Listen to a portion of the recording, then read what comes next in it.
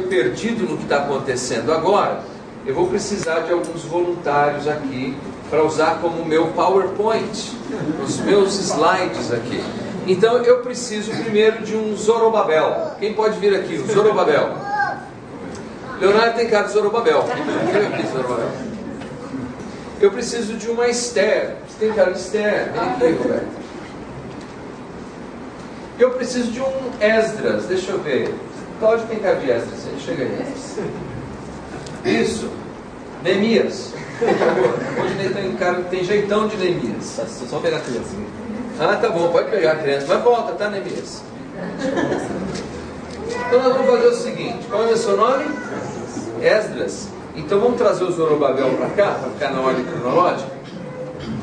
Qual é o seu nome mesmo? Zorobabel. Muito bem. E o seu? Então vamos trocar de lugar um pouquinho para cá. Isso. Agora, Esther, você dá um passinho atrás pra gente? Obrigado. Fique aí na Babilônia por enquanto. Cadê o... Ah, tá aqui o Neemias, por favor. Ele não tem o jeito Neemias? Fala a verdade. Muito bem, cara. Com isso, com esses voluntários que nós bondosamente, de livre e espontânea pressão, aceitaram vir aqui à frente, nós temos uma ideia da cronologia e do que estava acontecendo ali. Mas uma ideia geral, para a gente não se perder no finzinho dos livros históricos. Nós sabemos que o povo de Israel passou 70 anos no cativeiro babilônico. Isso falando do reino do sul. Mais corretamente seria a gente dizer os de Judá e de Benjamim. Depois de 70 anos de cativeiro, e aliás ficaram 70 anos porque eles violaram uma lei ambiental. Deus havia estabelecido uma lei que no 7º ano eles não deveriam exercer nenhum tipo de atividade agrícola, eles tinham que deixar a terra descansar. Não deixaram. Por cada ano que eles cometeram essa infração do que Deus tinha dito, Deus colocou então um ano para que a terra pudesse descansar e deu um total de 70 anos de cativeiro. No final desse período, nós sabemos que as dúvidas começaram a surgir. Você se lembra no livro dos reis e no livro das crônicas que Deus tinha se revelado ao seu povo e feito algumas promessas. Uma das promessas que Deus havia feito era que ele tinha feito uma aliança, um pacto com Davi, que era o rei, e era um pacto unilateral. Quer dizer, Davi, independente do que você fizer, das bobagens ou dos acertos, eu vou manter o seu trono. Eu vou trazer o Messias, o ungido, o Cristo, da sua linhagem. Mas passaram 70 anos, será que Deus ainda lembrava dessa promessa? Será que Deus ainda cumpriria essa promessa? Bom, Crônicas nos diz que finalmente, quando há o primeiro retorno para a terra de Israel, eu vou usar como nome geral, para Jerusalém, um homem chamado Zorobabel. Você é descendente de quem? Davi. De Davi. Ele então lidera um grupo de pessoas para voltar para Jerusalém, e ali eles começam a perceber que Deus é fiel às suas promessas. Mesmo depois de tantos anos, um descendente de Davi está voltando para reconstruir Jerusalém. Vamos agradecer o Zorobabel?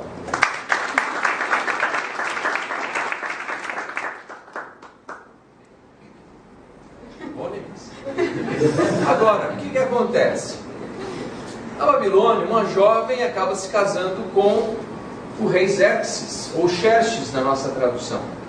Ela se torna uma pessoa muito influente, mas ela continua lá na Babilônia. Há muitos estudiosos que concluem que, em função dela agora ser a rainha da Babilônia, ela se tornou uma pessoa muito influente e consegue oferecer oportunidades a judeus em posições chaves, o que faz sentido na cronologia. A gente poderia falar um pouco de Daniel, por exemplo, que também está por aqui. Mas vamos deixar Daniel para frente, quando a gente pregar sobre os profetas. O que acontece então é que enquanto, seu nome mesmo? Esther está exercendo suas funções, o nosso amigo Esdras vai dar continuidade. Pode comparar isso. O Esdras, que era um sacerdote e escriba, isso é, intérprete, a pessoa que explicava a lei, ele volta para Jerusalém para reconstruir, então, ou dar sequência ao trabalho de Zorobabel, muito bem, gente, do Zorobabel. E enquanto ele está trabalhando lá, vamos agradecer, porque você já viu na história desse dia. Obrigado. Já pode sentar, obrigado. Um homem exerce uma função muito importante que nós vamos ver no livro de Neemias, embora carregue o nome, seu nome mesmo? Neemias, foi, ao que tudo indica, escrito pelo Esdras, que já foi sentado. Ele, segundo a tradição, assumiu uma função importante sob o reinado de Artaxerxes, ou Artaxerxes, que era o enteado, filho da rainha Esther, e ele tem a função de muito respeito, importância e confiança sobre esse reinado. E ele recebe uma notícia, e é dessa notícia que ele vai fazê-lo retornar a Jerusalém. Neemias, muito obrigado. É com você hoje, eu vou sentar, tá? Vai lá, obrigado.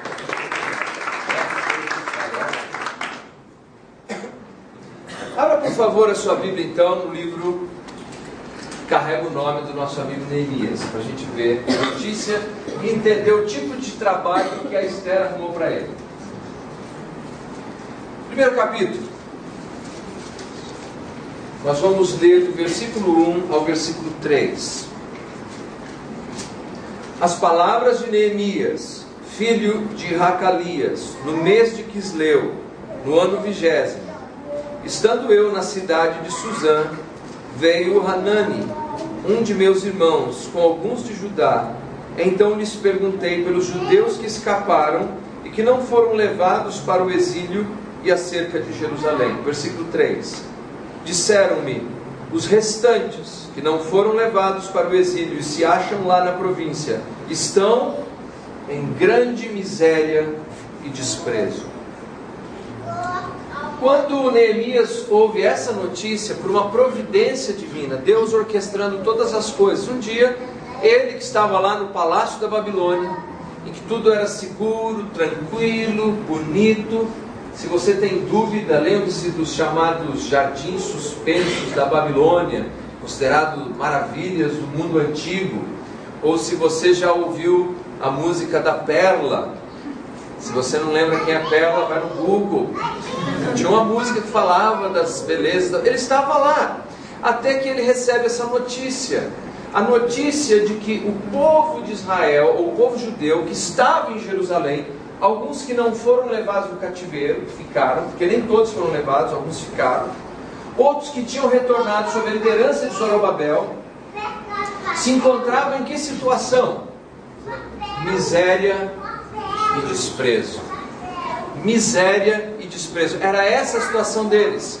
E a cidade de Jerusalém estava completamente destruída. Veja que diz assim: os muros de Jerusalém estão derribados, as suas portas queimadas. Quer dizer que o Zorobabel, o Esdras, que vinham trabalhando lá na reconstrução, não estavam dando conta de manter aquela cidade reerguida.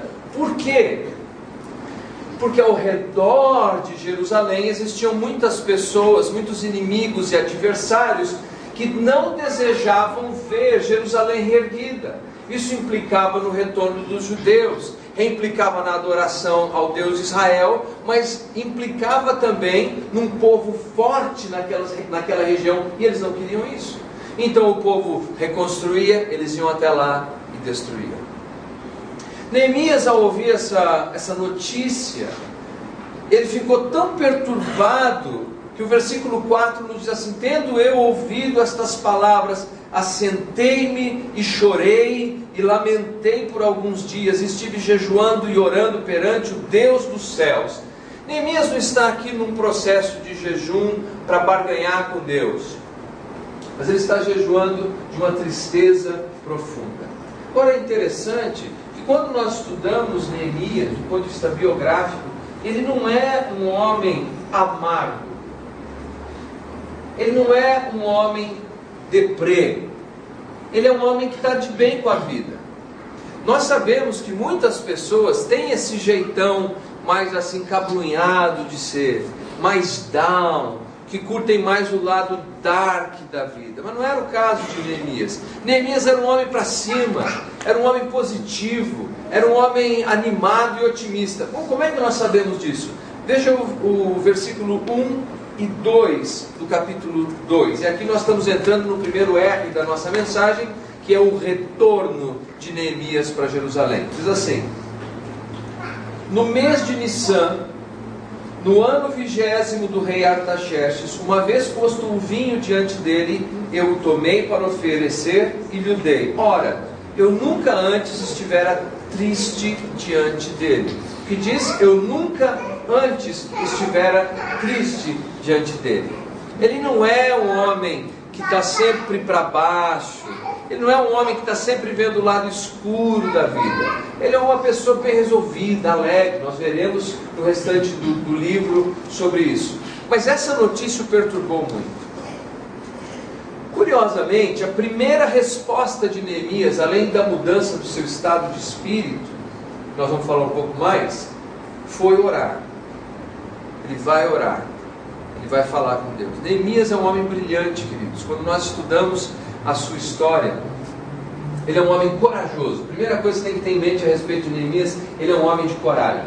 Como é que a gente sabe disso? Não apenas por ele ter retornado a uma cidade que estava em desprezo e miséria, cujos muros estavam caídos e as portas estavam queimadas, mas pela sua própria atividade profissional. Esses dias eu estava ouvindo um comercial no rádio. Gosto de ouvir notícias pela manhã no rádio, e eu gosto também de prestar atenção nas peças publicitárias. E uma dessas peças dizia assim, era uma propaganda, se não me falha a memória, de amortecedor. E começava uma história como se alguém estivesse treinando uma pessoa para exercer o seu trabalho. E ele dizia, olha, então é muito simples, é fácil. Você vai pôr esse capacete, vai entrar aqui no estádio, acenar para as pessoas, sorrir para todo mundo. Depois você entra no canhão, a gente vai acender o pavio, o canhão vai disparar você, você vai voar até para fora do estádio e vai cair num colchão lá. Tudo bem, amigo? Está pronto para começar? Poxa, que trabalho é esse? Bala de canhão? O trabalho do Neemias era um trabalho mais ou menos assim, gente.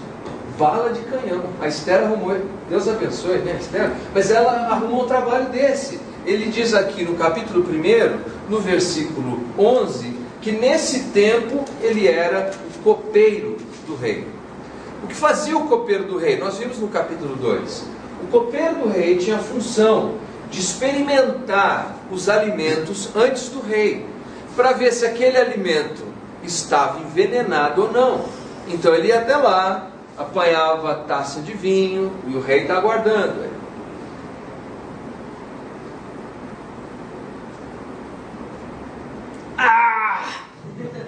Brincadeira, rei, pode tomar, tá bom. Mas esse era o trabalho dele. Ele vivia perigosamente, constantemente experimentando os alimentos que talvez estivessem envenenados, para ser um homem de coragem, não é? O trabalho dele era ser bala de canhão hoje. Um homem de coragem, porém, apesar da sua coragem, ele não abre mão da oração. Ele ora.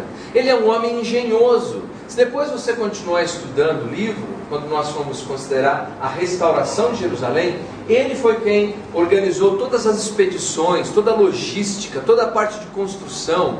Por causa dos inimigos, ele treinou o pessoal a trabalhar com uma mão, segurar a espada na outra. Ele ensinou os sacerdotes a se organizarem, como é que os levitas entravam, onde entravam, que hora entravam. Ele organizou os materiais, ele organizou a hora de trabalho. Ele era um homem engenhoso, um homem inteligente, capaz. Mais do que isso, ele era um líder. Quando estudamos sobre a pessoa de Neemias, a gente vê que ele tem um carisma que exala pelos poros. Não tem gente, quando a gente ouve falar, ou a gente tem um contato, dá vontade de continuar fazendo, dá vontade de trabalhar, dá vontade de fazer melhor. Ele era assim. O Neemias diz assim, cada vez que ele conversava com o povo se despertava ao trabalho. Apesar de ser corajoso, apesar de ser engenhoso, apesar de ser um líder nato, e combinar duas coisas que são raras. É raro você encontrar alguém que é bom administrador e bom líder. Às vezes você tem um bom líder, mas ele não é bom administrador. Às vezes você tem um bom administrador, que não é um bom líder. O Neemias, ele incorpora essas duas virtudes. Apesar disso, ele não abriu mão da oração. E aliás, a gente pode estudar o livro e aprender muito sobre oração aqui no livro.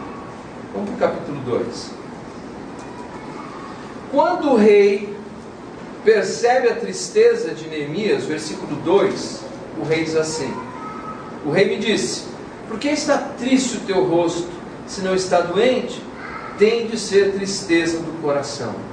Então temi sobremaneira e lhe respondi: viva o rei para sempre. Como não me estaria triste o rosto, se a cidade onde os sepulcros de meus pais está assolada, e tem as portas consumidas pelo fogo? Disse-me o rei: que me pedes agora? Então orei ao Deus dos céus e disse ao rei. Então orei ao Deus dos céus. Ele está ali, o rei identifica a tristeza dele. Já vimos, ele era um homem de bem com a vida. Tem gente que não é, tem gente que você encontra e fala: como vai, irmão? Já sei, está mal. Só, fica tranquilo, estou orando por você. Continuam sendo irmãos, mas eles estão sempre, não é? Tem ou não tem? Já tem aqueles que parece que sempre viram o passarinho verde, azul, o que você quiser. O Neemias é esse homem vibrante, mas agora está triste. O rei percebe essa tristeza, diz assim: você está doente? Porque para o rei era importante saber isso. Esse confidente, essa pessoa em que o rei confia tanto, se está doente, ou será que foi alguma coisa que você comeu? Ou é tristeza do coração? Ele explica a causa da sua tristeza, e o rei pergunta: o que você espera de mim? O que você gostaria que eu fizesse? Ele tem clareza, mas ele quer saber que vai dar a resposta certa. E o que diz o texto? Antes de abrir a boca de maneira verborrágica e derramar um monte de informação, que a gente faz muitas vezes, as pessoas perguntam, a gente já sai falando alguma coisa. Ele diz assim: antes eu orei e disse. Quanto tempo durou a oração de Neemias? Hã? Eu orei e disse ao rei. Quanto tempo ficou orando Neemias? Alguns dias. Alguns dias? Eu orei e disse ao rei. Imediato. Veja, esse link, e disse, eu orei e disse, nos mostra que foi uma oração que talvez durou alguns segundos apenas. Alguns segundos. Ele disse: olha, rei, para te responder eu vou precisar de uns 10 dias, você está orando, aí eu volto. Não, ele imediatamente orou. Ele já tinha orado antes. Capítulo 1. O rei pergunta, ele ora e responde. Uma oração rápida, uma oração de segundos. Quando você vai estudando sobre oração nesse livro, você vai ver o seguinte: você tem orações longas. Neemias faz orações longas, mas Neemias faz orações curtas como essa, de apenas alguns segundos. Neemias faz orações privadas, em que ninguém vê ele orar. Mas Neemias faz orações públicas, em que todos oram com ele. Neemias ora antes de grandes eventos acontecerem. Neemias ora depois dos grandes eventos acontecerem. Em resumo, Neemias é um homem de oração. Nós precisamos ser assim. Independente das habilidades que nós temos, independente do carisma que talvez consideremos ter, independente da nossa habilidade de resolver questões e problemas, antes de darmos qualquer passo efetivo na direção de uma aparente solução, nós devemos orar. Mas veja, nem sempre precisa ser uma oração longa. Tem que ser uma vida, um estilo de vida de oração. Neemias é assim. Eu tive uma alegria, queridos. Eu conheci um americano e ele disse assim: quando você estiver nos Estados Unidos, precisar de uma carona, me avisa. Eu estava em Nebraska, precisava de uma carona para Kansas, de carro, devia dar acho que umas 5, 6 horas de viagem, e eu liguei para ele, me lembrei, ofereceu a carona, eu liguei, e para minha surpresa, ele disse assim: então você vai para o aeroporto tal, que eu estou mandando um avião privado te dar carona. Coisa boa, né? É raro, muitas vezes minhas caronas vêm de jegue, bicicleta, tudo bem, mas eu aceito, não tem frescura. Aquele dia foi avião, e eu fiquei prestando atenção numa coisa: o piloto, o tempo inteiro ele está no rádio, ouvindo informações, recebendo informações e enviando informações. Recebe informação, envia informação. Recebe informação, envia informação. Essa é a imagem do cristão. essa imagem de quem conhece a Deus. A gente está o tempo todo ligado com Deus, orando, falando com Deus, atento à voz de Deus, à direção de Deus. Neemias era assim, uma oração breve, uma oração longa. E isso então nos leva finalmente ao retorno. É assim que acontece o retorno dele. Ele pede algumas garantias ao rei, algumas cartas para que a sua viagem fosse em segurança, para que uma expedição acompanhasse. E isso acontece. Agora é interessante, quando nós chegamos no segundo R, o primeiro R é retorno, o segundo R é reconstrução, nós nos deparamos com algo interessante. Abra por favor no capítulo 2, versículo 15. Subi à noite pelo ribeiro e contemplei ainda os muros. Voltei, entrei pela porta do vale e tornei para casa.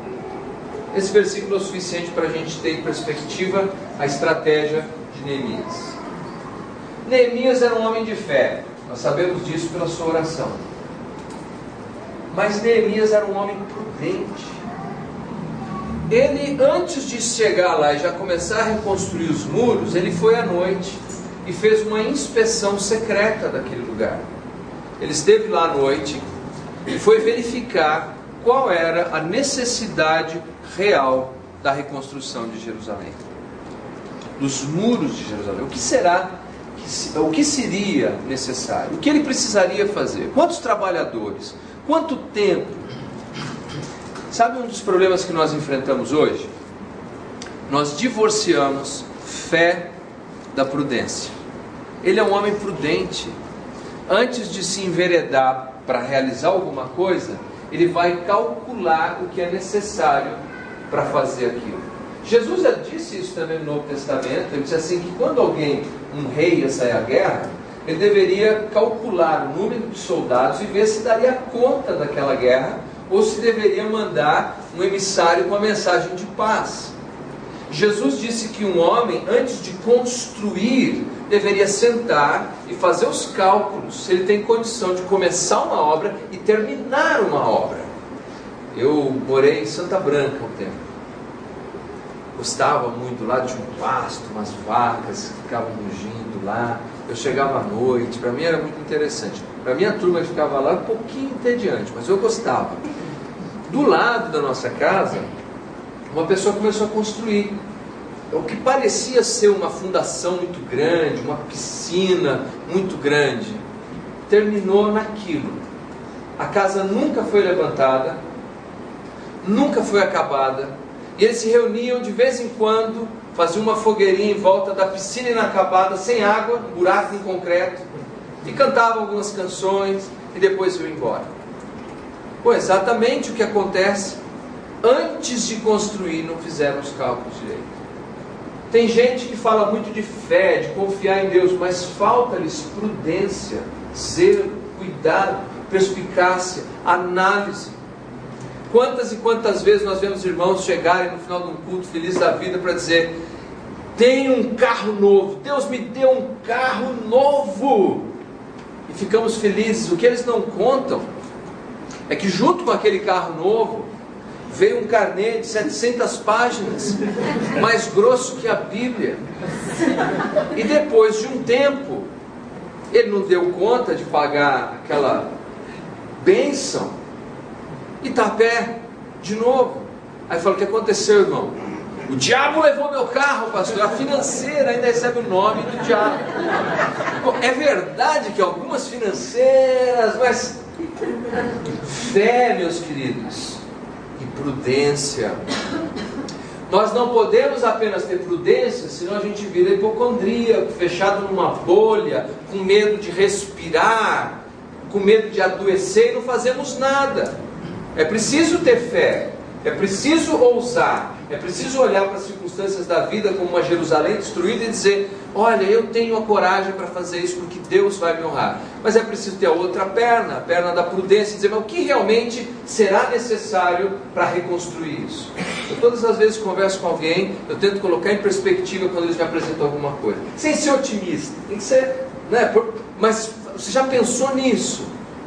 Neemias é esse homem com fé e prudência. Vocês aguentam mais um pouco? Já está quase lá. Durante a sua reconstrução, algumas coisas surgem. Ele enfrenta problemas do lado de fora do muro e problemas do lado de dentro. Do lado de fora, os adversários, os samaritanos, por exemplo, e outros, começaram a criar um mecanismo para ver se ele parava de reconstruir o muro. E uma das estratégias que eles usaram foi o que eu chamaria de tortura psicológica. Todos os dias eles mandavam lá uma mensagem, dizendo que aquele muro não ia aguentar, que aquele muro era fraco, que aquele muro era ruim. Chegaram a dizer o seguinte, que se uma raposa passasse por lá meio depressa, derrubaria aquele muro. Todo dia ouvindo aquela informação negativa. Era para desanimar. Você, quando é exposto a gente assim o tempo inteiro, fica fazendo isso. Mas essa é a estratégia para a gente desistir das coisas, para a gente desistir da vida, para a gente desistir de Deus. Informações negativas, ruins, dizendo que não vai dar certo, agora não vai acontecer. Bom, dessa estratégia, eles foram para uma outra, que foi criar uma conspiração contra Neemias.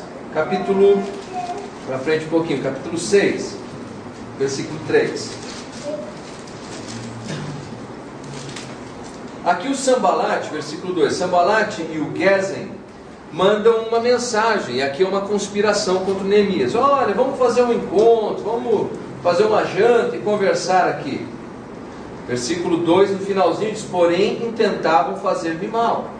Enviei-lhes mensageiros a dizer, estou fazendo grande obra, de modo que não poderei descer, porque cessaria a obra, enquanto eu a deixasse e fosse ter convosco. 4 vezes me enviaram o mesmo pedido, eu, porém, lhes dei sempre a mesma resposta. Nós precisamos ter clareza e foco na vida, daquilo que nós entendemos que é o desejo de Deus para nós. Todos nós, independente da atividade que temos, se você trabalha de tempo integral no ministério de Cristo, ou se você é um profissional de qualquer área, todos nós estamos engajados na causa de Deus. E as duas estratégias que virão ao nosso encontro, essa de negatividade, de tentar nos desanimar, de tentar fazer a gente parar.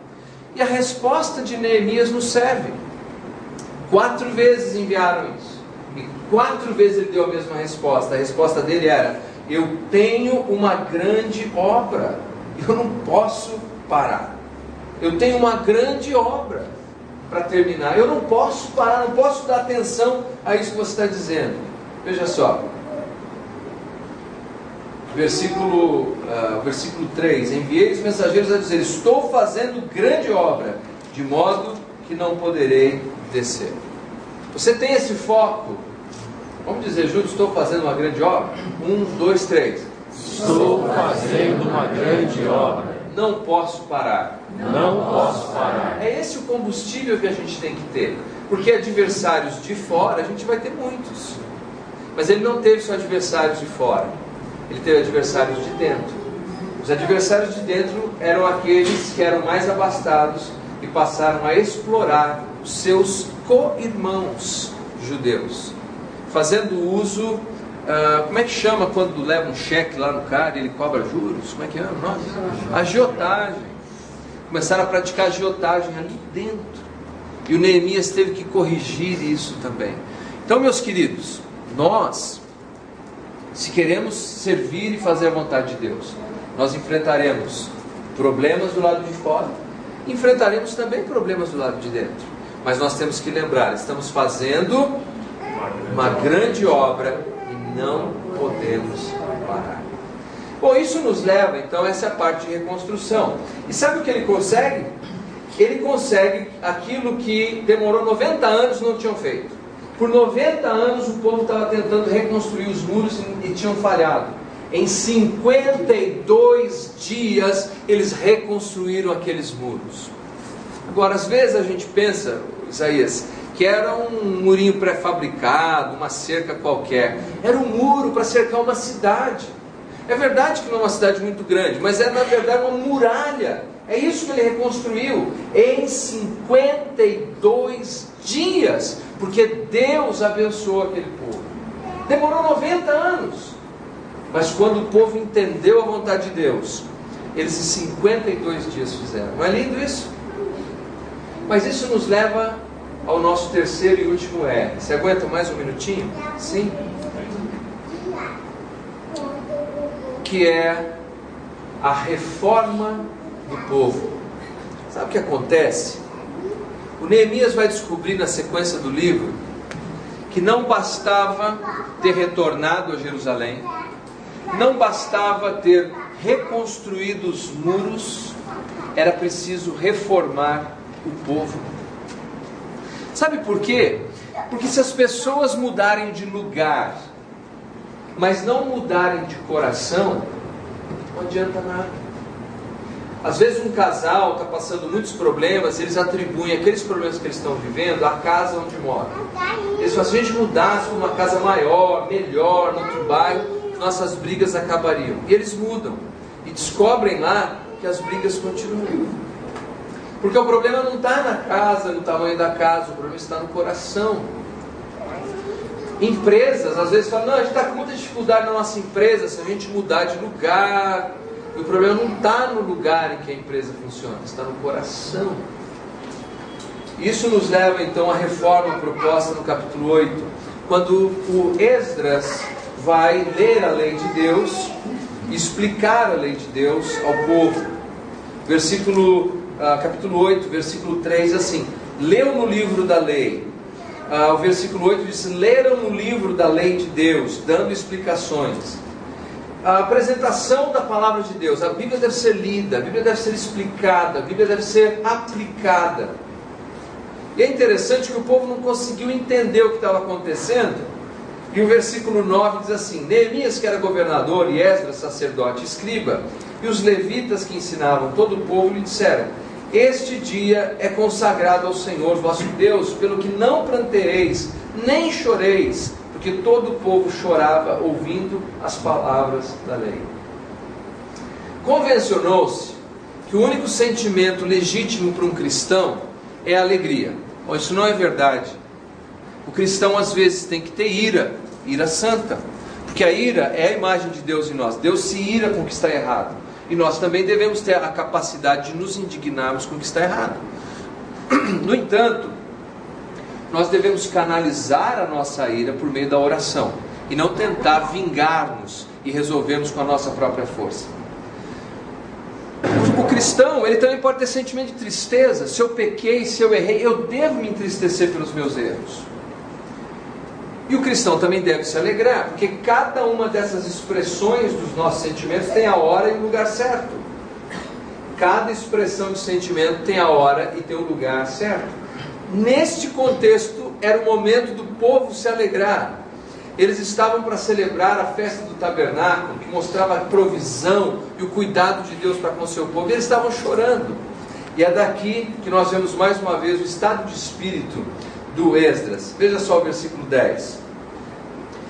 Disse-lhes mais: ide, comei carnes gordas, tomai bebidas doces, enviai porções aos que nada têm preparado para si, porque esse dia é consagrado ao Senhor.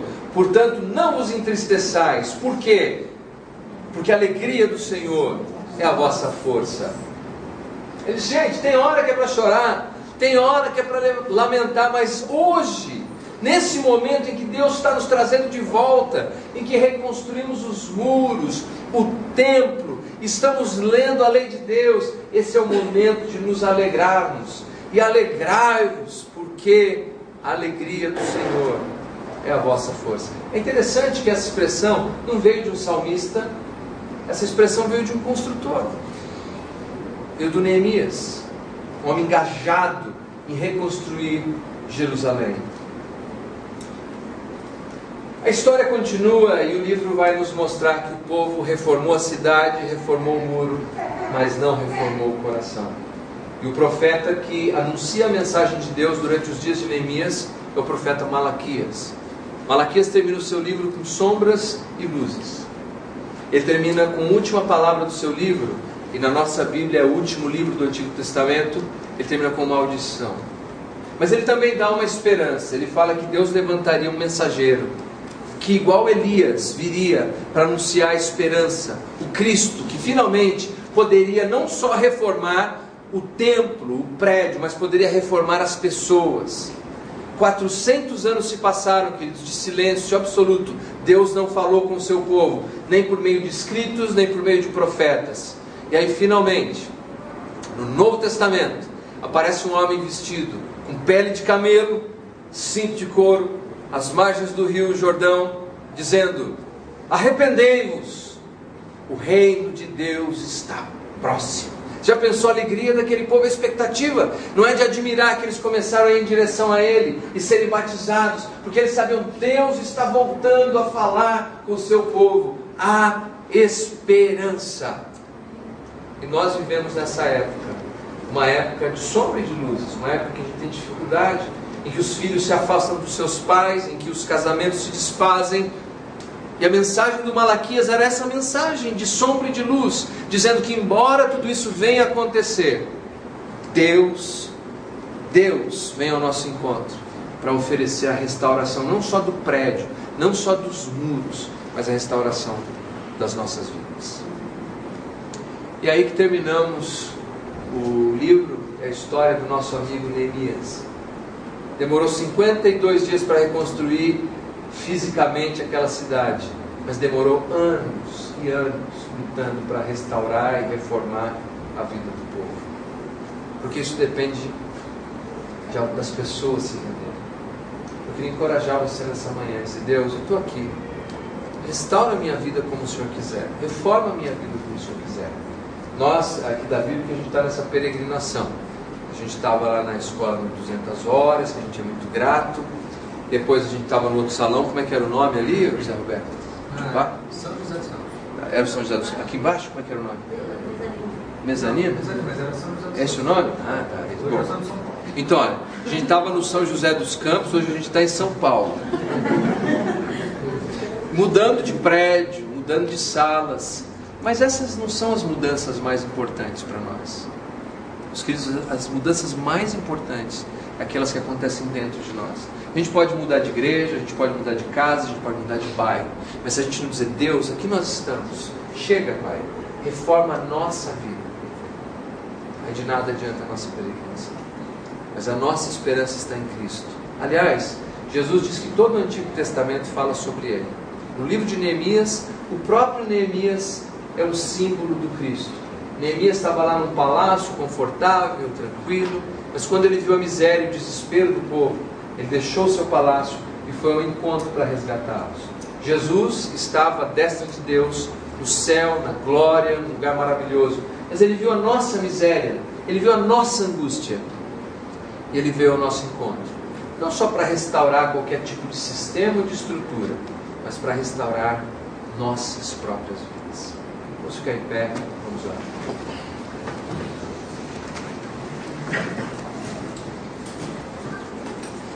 Pai querido, muito obrigado por esta manhã, obrigado por cada irmão e irmã que aqui se encontram, obrigado pela Tua palavra, obrigado pelo desafio que o Senhor traz ao nosso encontro. Pai, nessa manhã nós pedimos que o Senhor possa nos fazer retornar ao primeiro amor, e que o Senhor possa restaurar, não apenas as nossas estruturas materiais, mas restaurar as nossas vidas, reformar os nossos corações, para que possamos viver de acordo com a Tua vontade.